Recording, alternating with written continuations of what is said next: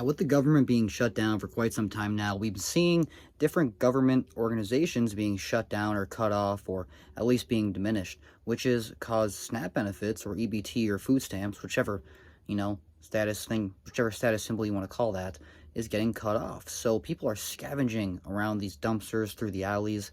They're pickpocketing each other. They're looting. They're trying to find any way they can eat. And that's kind of resulted in the big bad organizations coming in to save you. And when all hope has been lost and there's no food to eat, who can come and save you? Fast food. So apparently some of these fast food places are now giving out cheap meals for a whole dollar bill. Dollar make you holla.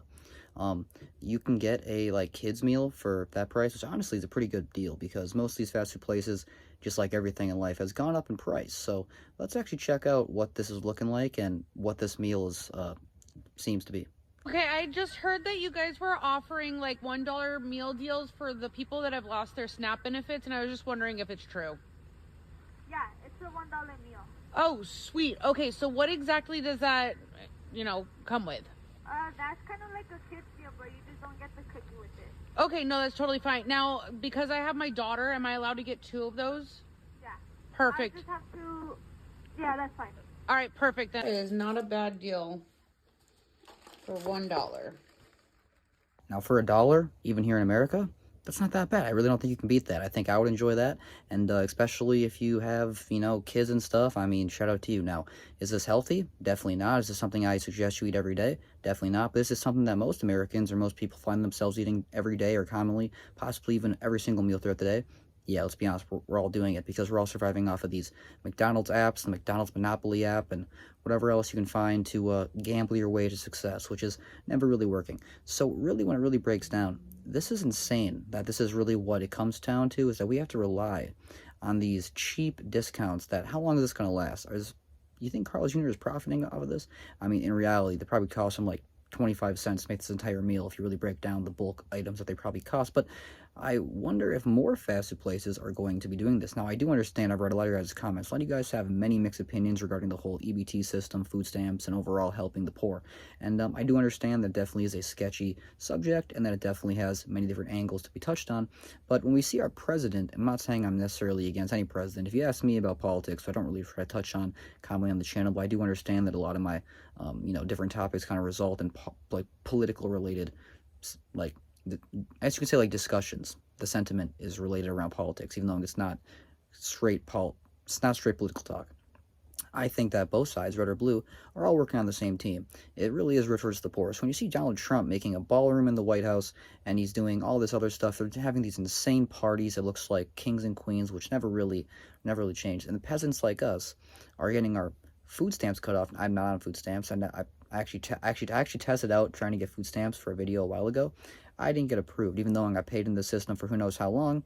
Apparently, I didn't beg enough. I guess I didn't have enough. The lady on the phone, the city worker, she literally wanted me to beg and act like I was homeless. But I'm not quite homeless. I might be in a rough season, but I only wanted it for a couple months to see if I could get it. Apparently, I couldn't get it. And the most I could have got was about $200 a month. So is that really enough? Could you survive off $200 a month in groceries? I could, as a solo young 25-year-old man. But could you if you had a family? That's debatable. I don't know about that. Central Ohio is prepared to lose SNAP benefits right now. A Dollar General in downtown Columbus has boarded up its windows. Employees say it is meant to prevent looting if food benefits run out.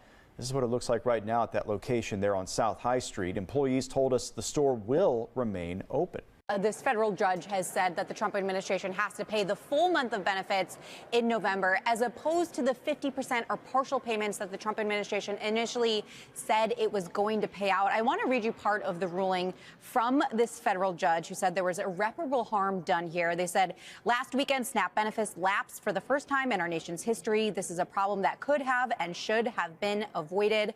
And the judge went on to say that they have to tap into other funds other than the contingency fund, which is about $5 billion, not enough to cover the month of November.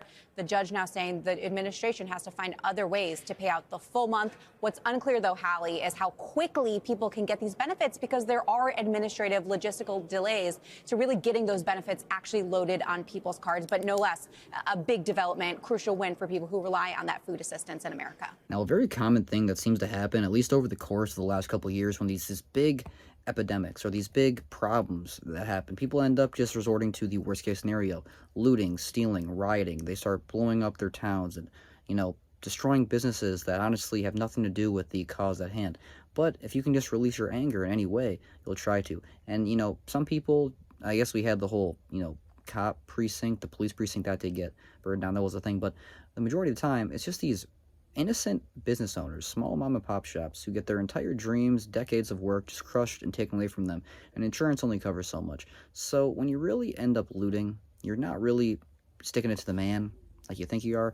You're really sticking it to your fellow neighbor, who's probably thinking similarly to you and has a lot bigger mindset than you. But instead, we think these big organizations like Carl's Jr. or McDonald's, or these organizations that genuinely don't really care about you, because they're giving you a cheap discount on the meal that's most likely taking years off your life. So what a crazy world we're living in, but that is the whole sentiment of capitalism, the heart of America.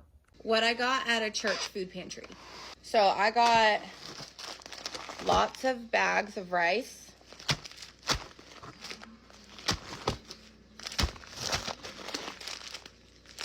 All of this rice is non-GMO, so that's awesome.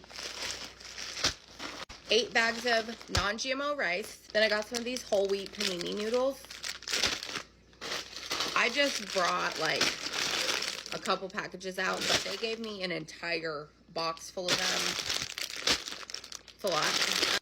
A thing of milk, some bananas, whole ass chicken, another whole ass chicken, a thing of ground turkey, another thing of ground turkey, this big can of diced tomatoes, and this big box of mac and cheese. Yeah, don't ever be ashamed if you're like low on money for the week or whatever. Always check your local church food pantries, not just only for food, but they give you like hygiene products, clothing, shoes, anything you need. So don't ever be ashamed or embarrassed. Go to your local churches. They are the best. Now, the idea of going to your neighbor, knocking on their door and asking for a cup of sugar or a little bit of milk or a stick of butter, that's honestly pretty normal. I mean, back in the day, that's literally how you had to do it if you wanted to get anything. The store was far away, the store was closed, and you could actually rely on your neighbors. Now, you probably live in a block in a far more populated city, paying far more than you should be paying for your small box that you're living in, and you don't even know any of your neighbors. You probably lived in an apartment with 15 people separately paying $1,500 a month separately in your apartment building, and you only know about 3 of your neighbors because you were forced to meet them in the elevator or getting your mail or getting your DoorDash delivery one of these times you've been living at this place. So in reality, nobody really knows their neighbors anymore. So it's kind of funny hearing this whole sentiment that people are saying, if you guys know a Mormon, they're forced to help you, and that's the easy way to get a free meal. And a lot of these comments are Mormons saying, we love to help. Actually, we were born to do tasks for you. Please come and ask us. And I love this sentiment. Now, I'm not a Mormon, I'm a Catholic, but I think it's also very, very heartwarming to think that loving thy neighbor is now getting back in action, but only because we've been forced to. It's not because we genuinely want to, it's because we feel like we're forced to do so. But hey, if that means that, the government,